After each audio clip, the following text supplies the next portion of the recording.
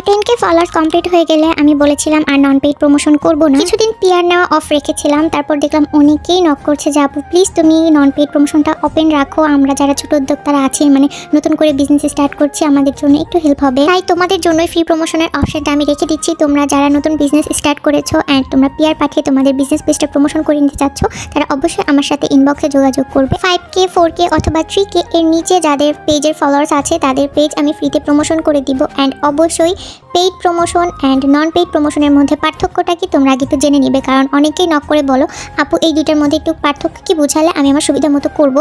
তো তোমরা আগে জেনে নিবা পেইড প্রমোশনের কী কী অপশন থাকে অ্যান্ড নন পেইড প্রমোশনের কী কী অপশন থাকে, তো জেনে তারপর আমাকে নক করবা। ফ্রি প্রমোশনের পাশাপাশি আমি পেইড প্রমোশনটাও রাখছি, তোমাদের যাদের যেটা সুবিধা আমাকে ইনবক্স করবা, আমি ডিটেলস বলে দিব। অনেকেই জানতে চাও আপু যে তুমি ফ্রি প্রমোশন করে দিবা, এটা কি শুধু তোমার এফবি পেজে আপলোড করবে কিনা? না আপু, আমি শুধু এফবি পেজে না, আমার ইউটিউব চ্যানেল, আমার ইনস্টাগ্রাম অ্যান্ড আমার টিকটক আইডি সব অ্যাকাউন্টেই তোমাদের এই ফ্রি প্রমোশনের ভিডিওটা আপলোড করা হবে। যারা পিআর পাঠাতে চাও আর পেইড প্রমোশনের ডিটেলস জানতে চাও অবশ্যই আমাকে ইনবক্স করবে।